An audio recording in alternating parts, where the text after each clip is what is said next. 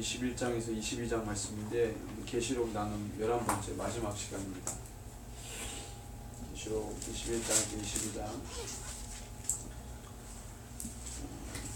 신약의 마지막이면서 성경 전체의 마지막 계시록 21장 1절에서 2절을 우리 같이 한 목소리로 21장 1절 2절을 같이 읽습니다. 또 내가 새 하늘과 새 땅을 보니 처음 하늘과 처음 땅이 없어졌고 바다도 다시 있지 않더라. 또 내가 보매 거룩한 성 새 예루살렘이 하나님께로부터 하늘에서 내려오니 그 준비한 것이 주가 남편을 위하여 단장한 것 같더라. 아멘. 21장 1절에 신천지가 나오죠. 이단들 이름을 너무 잘 짓는 것 같아요. 새하늘과 새 땅, 신천지죠.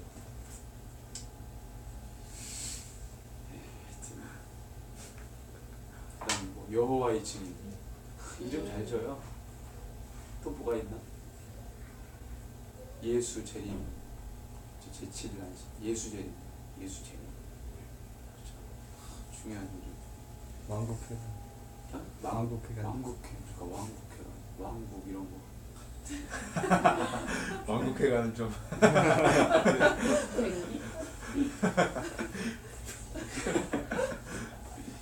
예수 중심 교회, 예수 중심. 참 이런 참 재밌는 것 같아요. 오늘 이제 계시록 21장, 22장인데, 우리 이제 계시록 마지막을 정리하면서 그동안의 계시록에 기록해놨던 그 스토리들을 여러분들 쭉 한번 되짚어 보면서 마지막 21장과 22장이 말하는 것은 뭐냐 이렇게 나누고 결론을 이렇게 보겠습니다. 참 감사한 거는 성경을 통해 우리 시작과 과정과 끝을 다 볼 수 있게 됐다는 거예요. 그래서 이게 없으면 그냥 하나의 종교적인 서적으로 또 종교적인 어떤 윤리 도덕적인 내용들, 교훈들로만 돼 있었다면 읽으면서도 답답하고 그랬을 텐데 성경은 다행히도 이제 그런 책이 아니고 인류의 시작과 과정과 끝을 다 기록한 것이기 때문에 우리가 이 정말로 보화와 같은 이 말씀을 우리가 취하고 늘 보고 있다는 것 자체가 얼마나 감사한 일인지 모르겠어요. 우리가 오늘 이제 마지막을 정리를 하는 오늘 시간에 여러분들 하나님의 역사의 섭리를 그동안 우리가 함께 공부해온 하나님의 역사의 섭리를 좀 다 이렇게 기억하면서 이 21장, 22장을 좀 대했으면 좋겠습니다. 자, 오늘 1절하고 2절을 읽었는데 1절에 보니까 또 내가 새 하늘과 새 땅을 보니 처음 하늘과 처음 땅이 없어졌고 바다도 다시 있지 않더라 이렇게 이제 기록합니다. 새 하늘과 새 땅을 봤고요. 처음 하늘과 처음 땅이 없어졌다고 했어요. 바다도 다시 있지 않다. 요와 같은 이 피조세계에 대한 언급이 계시록에 몇 번 나오는데 21장 1절에 이게 한번 나왔고요. 그 다음에 20장 11절에 보면 또 언급이 나옵니다. 20장 11절을 같이 한번 읽습니다. 또 내가 크고 흰 보좌와 그 위에 앉으신 이를 보니 땅과 하늘이 그 앞에서 피하여 간대하더라 그랬어요. 마지막 백보자 심판, 마지막 심판을 하는데 땅과 하늘이 그 앞에서 피하여 간데 없다 이런 표현을 쓰거든요. 근데 21장 1절에 보니까 처음 땅과 처음 하늘이 없어졌고 바다도 다시 있지 않더라 그랬어요. 이게 뭐 백보자 심판의 상황이 연결돼서 최후의 심판과 더불어서 그다음에 이제 새 예루살렘을 동시다발적으로 보게 된 건지 어떤 건지는 모르겠지만 이 피조 세계에 대한 언급, 피조 세계가 어떻게 돼버렸다라는 언급이 여기하고 여기 또 한 군데 나옵니다. 6장에 보면 계시록 6장에 보면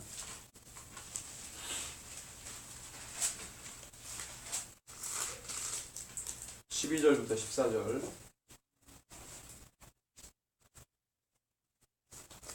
6장 12절에서 14절 같이 읽습니다.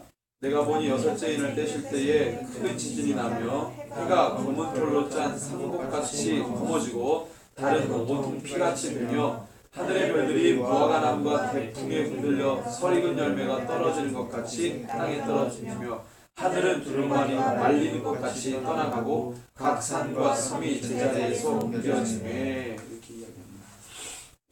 그 다음에 재밌는 거는 나팔 심판하고 대접 심판할 때는 피조 세계가 어떻게 이렇게 뭐 없어졌거나 와 이렇게 됐거나 이런 표현이 안 나와요. 여섯째 인을 뗄 때 이런 상황이 있고 그 다음에 일곱째 인은 뭐였습니까? 일곱 번째 인은 일곱 나팔이었죠. 그러니까 여섯 번째 인의 이 언급 본격적인 심판이 구체적인 심판이 들어가기 직전에 여섯 번째 인을 떼실 때에 12절부터 14절이 이 피조세계가 어떻게 됐다 이 얘기거든요. 그 다음에 일곱 나팔과 일곱 대접에는 이런 표현이 안 나와요. 안 나와요.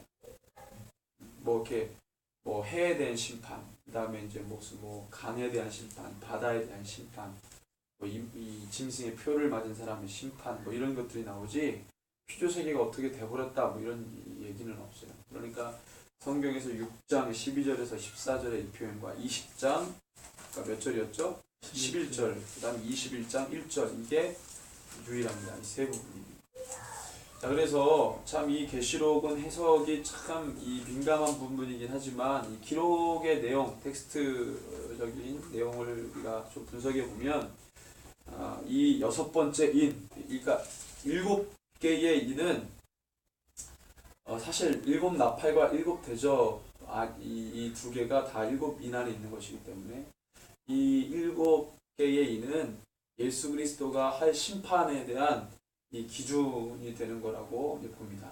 그래서 본격적인 일곱 나팔과 일곱 대접 심판이 들어가기 직전에 여섯 번째 인을 뗄 때에 이 피조 세계가 뭐 어떻게 뭐 이 표현에서 보면 말려 올라갔고 뭐 어떻게 없어졌고 이런 표현들. 그래서 막 이 세상에 있는 사람들이 그 상황과 이 연출되는 것을 보고 감당이 안 돼가지고 막 이렇게 이런 이 표현들이 다른 데는 나오질 않는데 여섯 번째 인의 이런 이 모습들이 나오는 것이 흡사 마지막 예수님께서 다시 오실 때에 일어나는 20장 11절과 21장 1절의 이 내용과 아주 이 내용적으로 연결이 되어 있지 않겠는가. 그래서 이제 그런 의미를 우리가 좀 볼 수 있고요. 특별히 20장 11절과 21장 1절은 거의 내용이 비슷해요. 마지막 심판에 대한 또는 마지막 예수님 다시 오실 때 일어난 일들에 대해서 우리가 이제 좀 이렇게 관심을 갖고 보게 합니다. 이제 중요한 거는 2절인데 2절에 보니까 뭐가 내려오니까 새 예루살렘이 하나님께로부터 하늘에서 내려옵니다. 근데 이게 뭐와 같다고요? 신부가 남편을 위하여 단장한 것 같더라. 뭐가? 그 준비한 것이 그 준비한 것이 신부가 남편을 위해 단장한 것 같더라 그랬어요. 새 예루살렘이 하나님께로부터 내려오는 이 거룩한 성을 사도 요한이 보게 된 거죠. 그러면서 이제 막 음성이 막 들려지게 됩니다. 3절에서 우리 8절을 같이 읽습니다. 내가 들으니 보좌에서 큰 음성이 나서 이르되 보라 하나님의 장막이 사대들과 함께 있음에 하나님이 그들과 함께 계시리니 그들은 하나님의 백성이 되고 하나님은 친히 그들과 함께 계셔서 모든 눈물을 그 눈에서 닦아주시니 다시는 사망이 없고 애통하는 것이나 옥하는 것이나 아픈 것이 다시 있지 아니하리니 처음 것들이 다 지나갔음이라. 보좌에 앉으신 이가 이르시되 보라 내가 만물을 새롭게 하노라 하시고 또 이르시되 이 말은 신실하고 참되니 기록하라 하시고 또 내게 말씀하시되 이루었도다. 나는 알파와 오메가요 처음과 마지막이라. 내가 생명수 생물을 목마른 자에게 값없이 주리니 이기는 자는 이것을 상속으로 받으리라. 나는 그의 하나님이 되고 그는 내 아들이 되리라. 그러나 두려워하는 자들과 믿지 아니하는 자들과 흉악한 자들과 살인자들과 음행하는 자들과 점술가들과 우상 숭배자들과 거짓말하는 모든 자들은 불과 유황으로 타는 곳에 던져지니 이것이 둘째 사망이야. 둘째 사망 언급하는데 무적행하고 다른 표현이라고 했어요. 제가 불 붙는 못과 무적행은 다른 표현입니다. 똑같은 게 아니에요. 그래서 두 번째 사망은 뭡니까? 두 번째 사망은 영원한 사망이죠. 두 번째 사망은 영원한 사망이에요. 불못에 던져지는 사망. 그건 지옥이죠. 그 지옥에는 누가 들어가 있습니까? 처음에 사단과 동조한 짐승이 들어가 있고 그 다음에 맨 마지막에 누가 들어가요? 사단이 들어가죠. 사단이 딱 들어가니까 누가 있어요? 누가 이미 계셔요?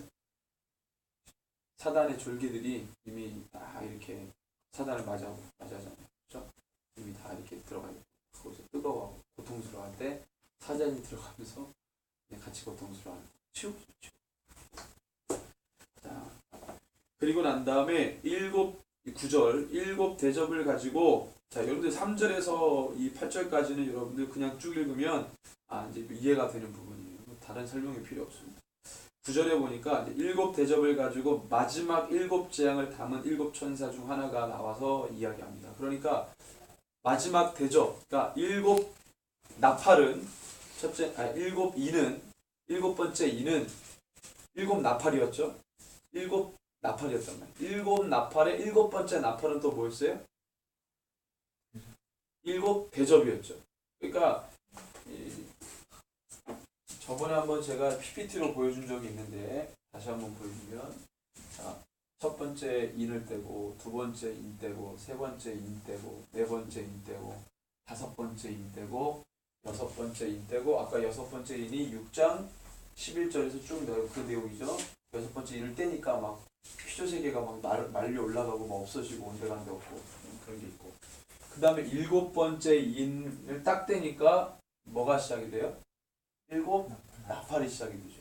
그래서 첫째 나팔, 둘째 나팔, 셋째 나팔, 넷째 나팔, 다섯째 나팔, 여섯째 나팔, 7째 나팔을 주니까 뭐가 시작이 돼요?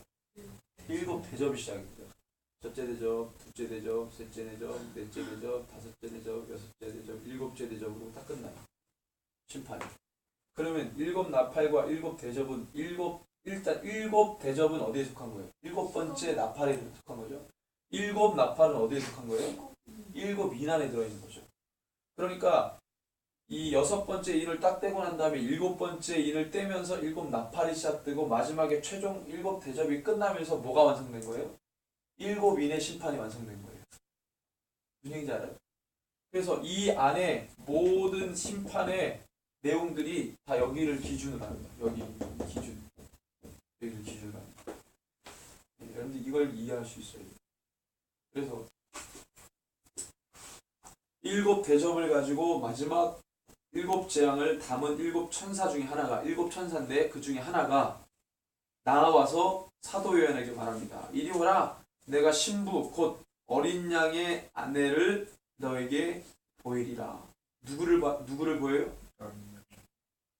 신부 곧 어린 양의 아내. 어린 양의 아내가 신부죠. 신부가 누굽니까? 신부가 누구예요? 교회. 자, 이 21장 2절에 보면 아까 우리가 읽었죠? 같이 읽습니다. 또 내가 봄에 거룩한 성 새 예루살렘이 하나님께로부터 하늘에서 내려오니 그 준비한 것이 신부가 남편을 위하여 단장한 것 같더라 그랬어요. 여러분들 이 말이 이해가 돼요? 이 말과 9절에 이 말이 여러분들 연결되어 있는데 처음 21장 2절이 이 말이 이해가 돼요. 쓰면 새 예루살렘이 어디서부터 내려옵니까? 하나님께 내려오죠. 하나님께로부터 내려오죠. 하늘이 아니고 하나님께로부터 새 예루살렘이 내려와요. 새 예루살렘은 뭐예요? 거룩한 성이라고 하죠. 거룩한 성. 이게 내려와요. 그 다음에 이 하늘 내려오는데 하늘 내려오니 그 준비한 것이 뭐예요? 그 준비한 것이 뭐와 같다고요? 신부가 남편이면 누구예요? 예수 그리스도를 위하여 준비한 것 같더라. 자, 그러면 이 새 예루살렘이 오도록 준비를 한 게 뭐라는 거예요? 누구라는 거예요? 이 새 예루살렘이 하나님께로부터 내려오는 것을 이 준비를 누가 했다는 거예요? 신부가 했다는. 신부는 누굽니까? 교회죠. 그래서 9절에 보니까 마지막 재앙을 마친 천사가 일곱 대접을 마친 일곱 대접은 심판이잖아요. 심판이에요. 구원이 아니고. 이 미션을 수행한 천사 중에 하나가 사도 요한에게 말합니다. 이리 와라. 내가 신부 곧 어린 양의 아내를 너에게 보이겠다. 사도 요한에게 뭘 보여주겠다는 거예요? 그러면 교회를 보여주겠다. 10절에서 14절을 같이 읽습니다. 성령으로 나를 들이고 그 높은 산으로 올라가 하나님께로부터 하늘에서 내려오는 거룩한 성 예루살렘을 보이니 하나님의 영광이 있어 그 성의 빛이 지극히 귀한 보석 같고 벽옥과 수정과 같이 맞더라. 크고 높은 성곽이 있고 12문이 있는데 문에 12천사가 있고 그 문들 위에 이름을 썼으니 이스라엘 자손 12지파의 처음에 무슨 이름이요? 이스라엘의 12지파의 이름들이 쫙 새겨져 있는 거예요. 자, 그래서 13절 14절 동쪽의 세문, 북쪽의 세문, 남쪽의 세문, 서쪽의 세문이니 그 성의 성곽에는 12개 쪽이 있고 그 위에는 어린 양이 12 누구의 이름? 이번에는 12사도의 이름 12지파의 이름을 새기고요. 그 다음에 12사도의 이름이 새긴 게 쫙 있다는 거예요. 그 다음에 뭐 15절부터 21절 그 모습을 막 측량하는데 뭐 엄청나게 뭐 땅에서부터 저 하늘의 높이를 잴 수 없을 만큼 엄청난 높이로 그 건물이 올라가는 것을 봤는데 중요한 건 뭐냐면 22절부터 27절 시작.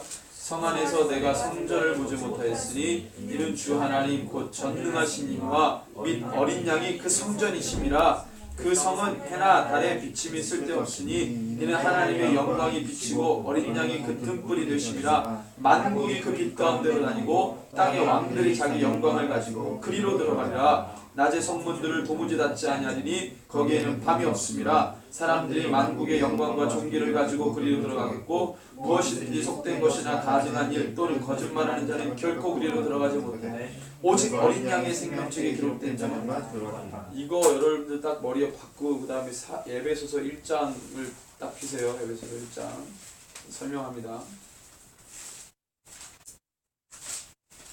자, 여기서 의도를 봅시다. 천사가 사도 요한에게 보여주고 싶은 게 뭐라 그랬어요?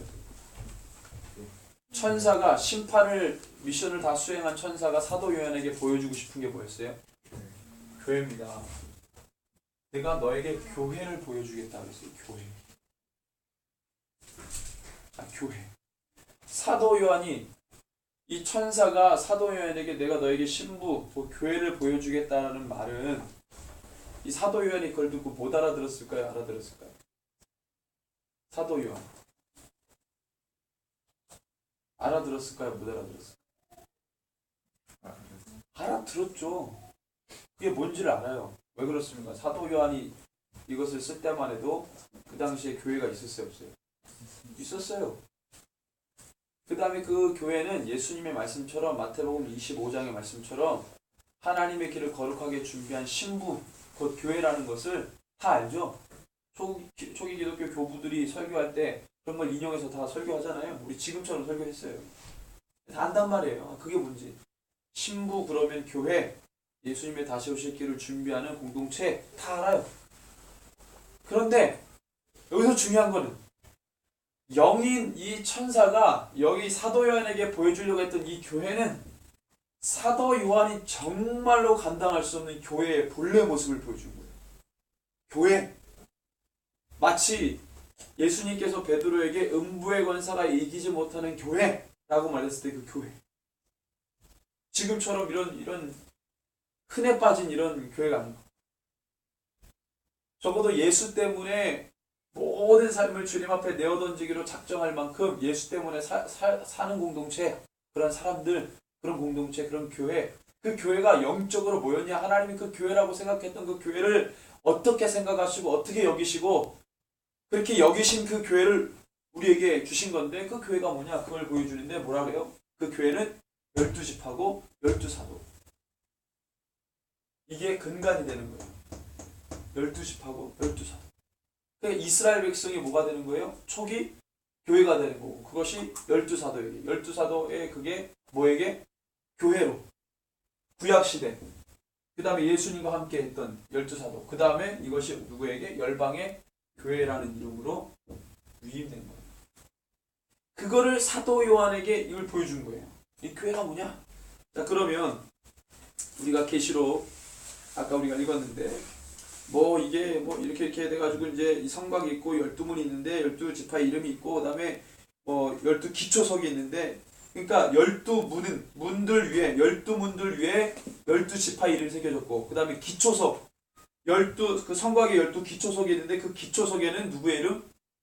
문 위에 이름, 12문의 이름, 12문의 위에는 12지파의 이름이. 그 다음에 그 성의 기초석 10개 기둥이 있는데 그 10개 기둥의 기초석은 누구의 이름? 12사도의 이름. 그죠? 이게 성 예루살렘이라고 했고 그 예루살렘이 뭐라 그랬어요? 신부가 신랑을 위해 단장한 것 같은 거. 그러니까 누가 뭐를 준비한 거예요? 신부가 새 예루살렘을 준비한 거죠. 그죠? 자, 그리고 난 다음에 측량하니까 엄청나게 이 감당 안 되는 높이의 이 성전이죠. 근데 22절에서 27절에 보니까 요게 이제 에베소서랑 연결됩니다.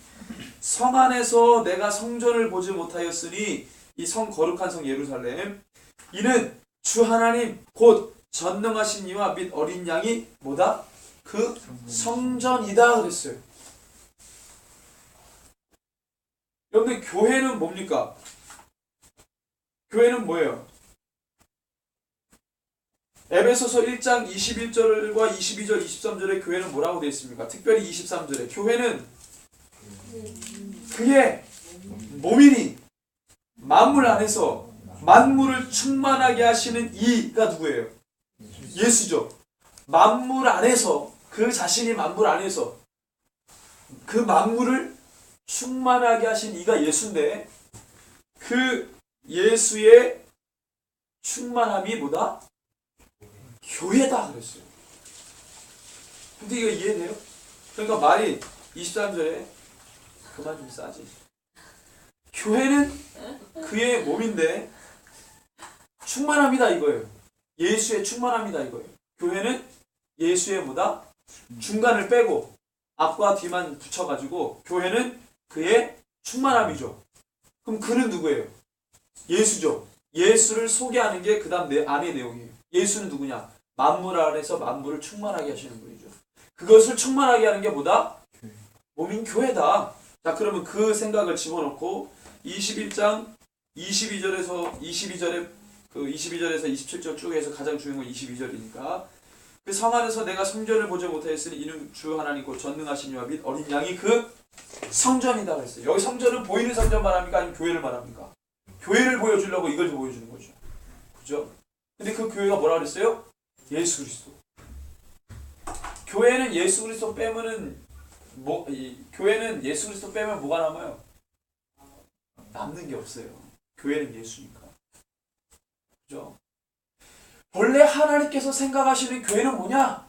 그게 교회가 이스라엘 민족과는 상관없고 그게 12사도와는 상관없는 게 아니고 교회는 12사도와 아주 직접적으로 연결되어 있고 그거는 12지파 이스라엘 민족과 강하게 연결되어 있어요. 하나님이 최초에 모세에게 주신 율법은 예수님이 주신 복음과는 상관없는 게 아니라 강하게 연결되어 있죠. 그렇죠?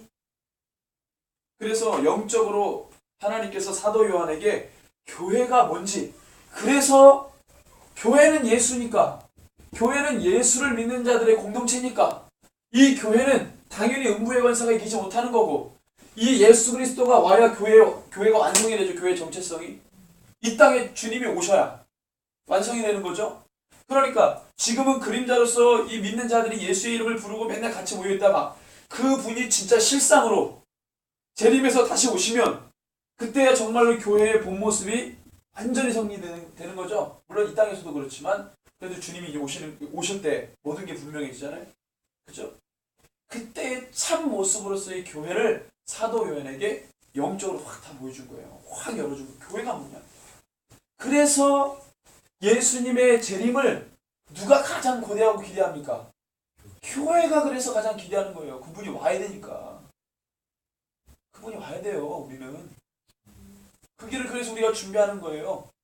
그래서 거룩한 예루살렘이 새 예루살렘 다 내는데 그게 정말 신부가 예수를 위해 단장한 것 같이 준비한 것 같이 엄청난 거죠. 그러니 사도요한이 그것을 보고 교회가 그래서 여러분들 계시록 2장에서 2장 3장 보면 이제 막 교회들 얘기 나오잖아요. 7교회들 얘기 나오잖아요. 여러분들 그래서 성령님이 교회에게 말씀하시는 게요 괜히 말씀하시는 게 아니에요. 무엇을 염두에 두고 말씀하시는 거예요? 다시 오시는 예수 그리스도의 길을 그 교회가 준비해야 되는데 2, 3장에 보니까 그 교회가 교회 역할을 하고 있어요? 못하고 있어요? 17개 중에서 5개만, 아니 왜 2개만 그들이 착실히 하고 있고 5교회는 책망받았단 말이에요. 삐그덕 뭔가 2% 부족한. 오늘날 교회도 마찬가지죠.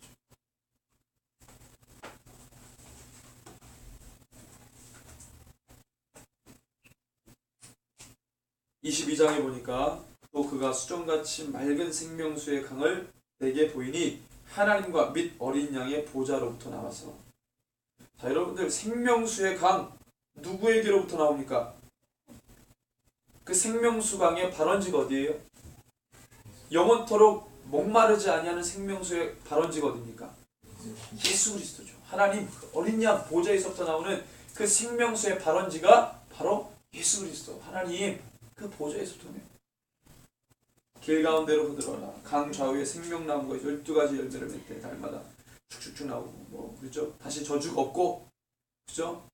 그의 얼굴을 볼터이요 그의 이름도 그들의 입에 있으리라. 다시 밤이 없고 등불과 햇빛이 쓸데가 없죠. 왜? 하나님이 빛이 되셔서 비춰주시니. 그래서 여러분들 또 그가 내게 말하기를 이 말은 신실하고 참된지라 주곧 선지자들의 영의 하나님이 그의 종들에게 어떻게 해요? 반드시 속히 되어질 일을 보이시려고 그의 천사를 보내줬구나. 보라 내가 속히 오리니 이 두루마리의 예언의 말씀을 지키는 자는 복이 있으리라 하더라.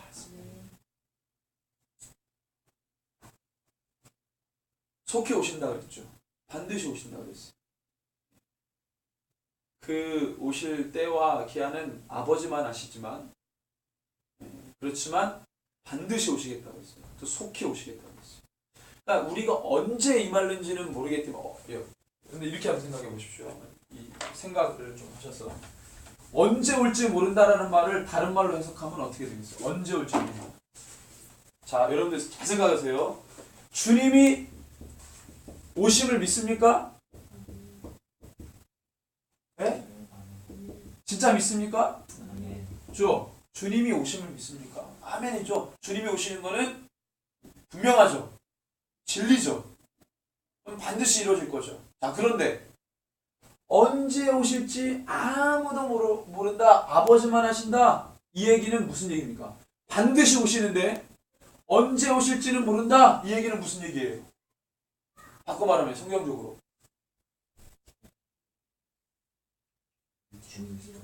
그렇죠. 준비하고 뭐야? 어떻게? 깨어 기다려. 주님이 오심을 믿습니까? 아멘. 진짜 오시죠? 언제 오신지 몰라요. 하나님께서 말씀하셨잖아요. 언제 올지는 아버지만 아신다. 그 기한과 그 날은 누구만 안다? 아버지만 안다. 아무도 모른다. 알 수 있는 사람이 없다 그랬어요. 자, 그 말은 안 가르쳐주지 이 얘기가 아니에요. 단순하게 하나님의 마음이 반드시 오시기 때문에 뭐 하라는 거예요? 언제 올지 모르니까 깨어 준비하라는 말이에요. 그 말을 바꾸면 사람들이 어떻게 인식하냐면 바보예요. 바보. 반드시 오시는데 이 말이 제일 중요하죠. 언제 오실지 모르는 말보다 가장 중요한 말이 무슨 말이에요? 반드시 오시는 거죠. 사람들이 이 말을 약화시키고 이 말을 받아들이는 거예요. 그러니까 어떻게 됩니까? 이걸 약화시키고 이거를 강하게 만들면 사람들이 어떻게 행동하겠어요? 언제 오실지 몰라. 그러니까 깨어 있잖아요.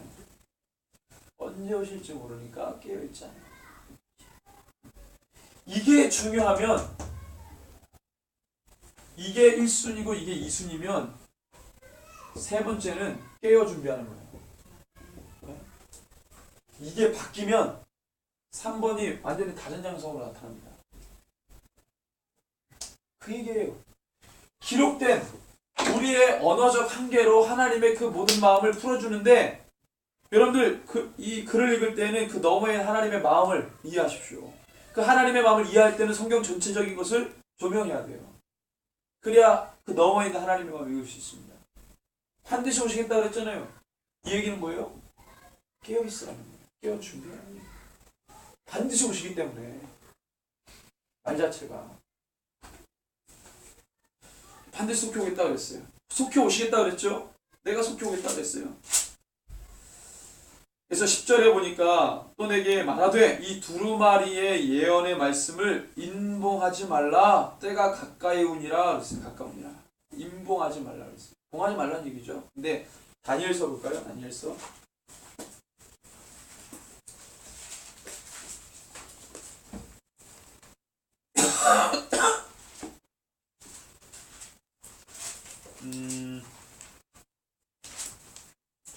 자, 12장 4절.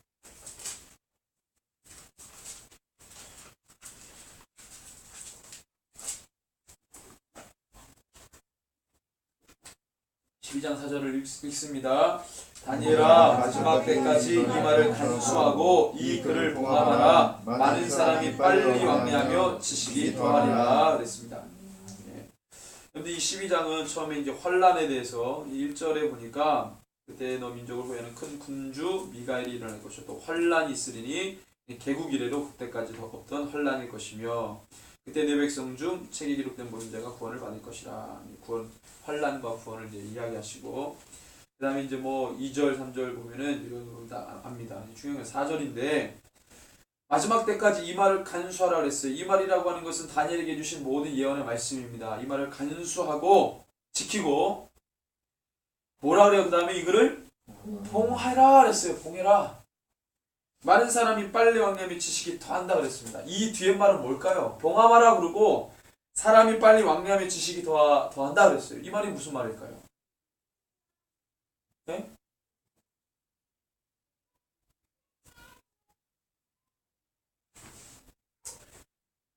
많은 사람이 빨리 왕래하며 지식이 더하기 때문에 이 말을 봉하라 그런 거예요. 그럼 왜 사람들의 지식이 빨리 왕래하며 빨리 그 사람들이 왕래하며 지식이 더하니까 왜 봉함하라 그랬습니까?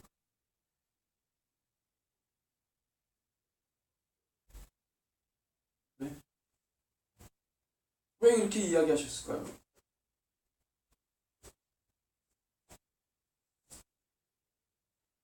예?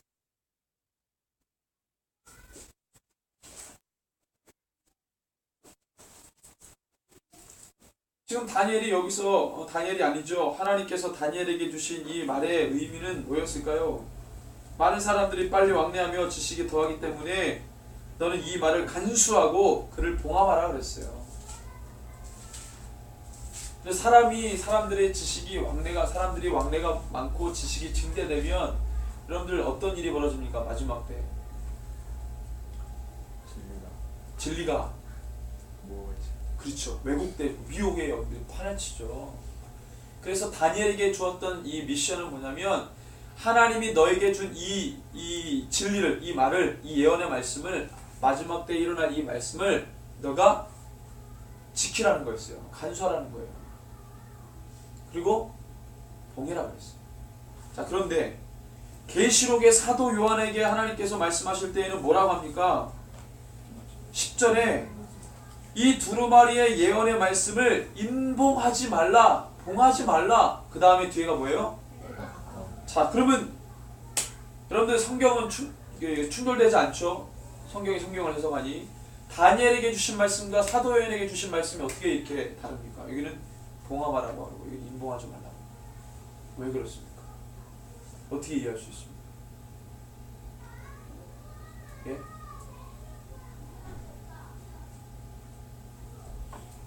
아니송하십니까? 이 두 사람 어디 갔어? 여러분들 어떤 관계가 있을까요? 네? 일단은 계시록 사도 요한에게 말했던 이 계시록은 때가 가깝다 그랬습니다. 임박한, 그죠? 심판의 임박, 다시 오실 예수 그리스도의 재림의 임박, 그죠? 심판의 임박, 예수님이 오셔가지고 심판하시는. 그럴 때 10절 같은 경우에는요, 때가 임박했다라는 것이 굉장히 중요합니다. 벌써 2000년 전에 사도 요한에게 하나님께서 말씀하실 때 때가 임박했다고 말씀하셨어요. 때가 임박했기 때문에 하나님께서 주신 말씀을 어떻게 했습니까? 이제 인봉하지 말라고 했어요. 그전에는 뭐 했다는 거예요? 봉했었는데 이제 사도 요한에게는 뭐라 하는 거예요? 때가 가깝기 때문에 이거를 열라는 거예요. 사도 요한이 뭘 받습니까? 사도 요한이 뭘 받느냐가 중요해요. 또. 사도 요한은 인류의 시작과 과정과 끝에 대한 모든 것들을 영적으로 다 본 사람이에요. 하나님의 계획의 시작과 과정과 끝을 다 본 사람이에요. 디테일하게 하나님이 마지막 때 어떻게 심판하실지를 다 봤어요. 이 종에게 다 보여줬어요. 여러분들 계시록 1장부터 22장까지는 성경 전체로 볼 때 이렇게 분량이 많은 묵시가 없어요. 다니엘서도 몇 장이죠? 에스겔서도 몇 장이죠? 계시록은 22장 전체가 다 뭐예요? 묵시예요, 묵시. 이건 다 환상이고 다 계시예요. 자기가 말